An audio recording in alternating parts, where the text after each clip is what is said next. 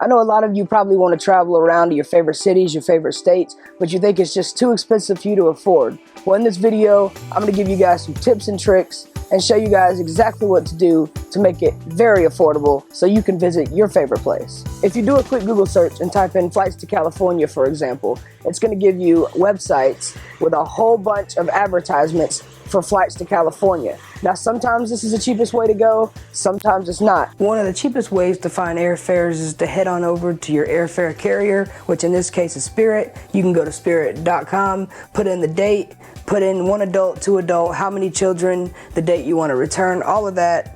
Go ahead and click search, and when you do that, it'll show you all types of fares, the prices, if there's going to be one stop, no stop. It'll show you all that on that page right there. Now from this page, what you want to do is head on over to the scroll bar and see where you can find the cheapest day that they're going to fly you. So this price right here is going to be your one flight to California, and then you're going to have to pay for another flight. But this will be the cheapest rate that you can fly on a certain day. So scroll through until you find the cheapest date.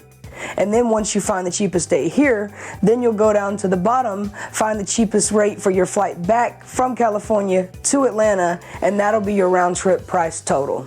First things first, let's talk about your luggage. First thing you're going to see is when you go and check out, they're going to say, do you want to add a carry-on? Now they tell you that carry-ons are not free and you get no carry-ons that you have to pay. Well, that's not true. When you go and you purchase your ticket online and you get your boarding pass, skip the carry-on. Go straight to the airport. You're allowed one carry-on. You're allowed a book bag. You're allowed a purse. You're allowed a shoulder strap bag. Any type of bag like that, you're allowed to carry on the plane. And you can fit damn near anything you need inside of that.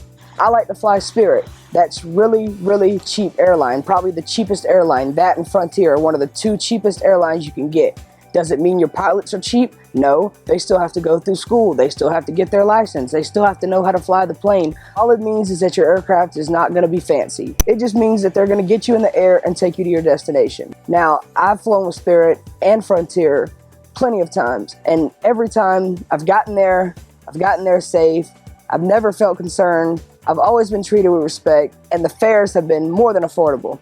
So when you go online and let's say, for instance, you go to spirit.com and you want to book your flight. Let's say, for instance, you're going out of town for a week or 5 days like the video says. Well, you'll need some shoes, some shorts or pants, shirts, underwear, socks, essentials. Well, all that can fit inside of your carry-on. Well, if all of that can fit in your carry-on, there's also no need to purchase luggage. And it's about 50 to 75 bucks depending on how much luggage you got. And that's per person, per flight. So let's say if you're flying to LA from Atlanta. Well, I have to purchase my luggage from the Atlanta airport to go to LA airport. And then once I leave LA, I have to purchase my luggage to leave LA from the LA airport to the Atlanta airport. It's just fees that you can avoid all around. Take your own carry-on. You can put enough in there for 5 days and avoid the fees. It's easy as that. Now we're going to talk about transportation. Now, when I first started traveling to these different states, I would use Ubers and Lyfts and taxis, and that's just not economically friendly, and it's just not going to work for you when you're trying to stay under $500. Well, here's what you do. Any of the cities that you visit is going to have a tram station. Go to the tram station.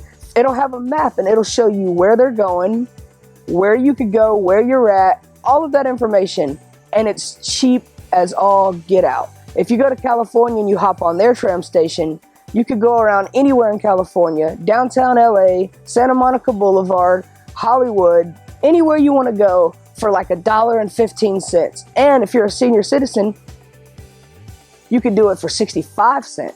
65 cents a ride. All you do is pay ahead of time, swipe your card. 65 cents will get you from wherever you are to where you want to go.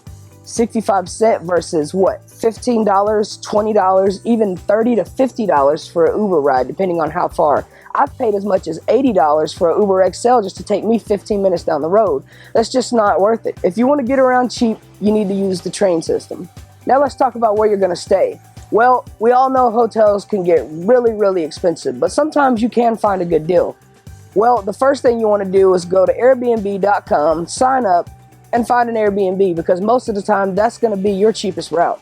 I've stayed in Airbnbs for 5 days for under $300, for sometimes $250. If you just find the right Airbnb in the right area that you're looking for, you're not going to need an expensive hotel. You don't need to stay $300 a night right by the airport. When again, all you have to do is hop on a tram system when you're ready to leave, go to the airport for 65 cents, $1.15, and you're out of there. Like I said, sometimes you can find cheap hotels, and I have found hotels that have been cheaper than Airbnbs. It also depends on when you're wanting to go, the dates, all that, the time of year, you know, all that. It depends on that, what the price is going to be. But generally speaking, Airbnbs are definitely cheaper than hotels. As far as food goes, that's up to you. It really depends on how much you eat and what you eat. I mean, you can eat Longhorns every night, and of course you're not going to stay under the $500 budget.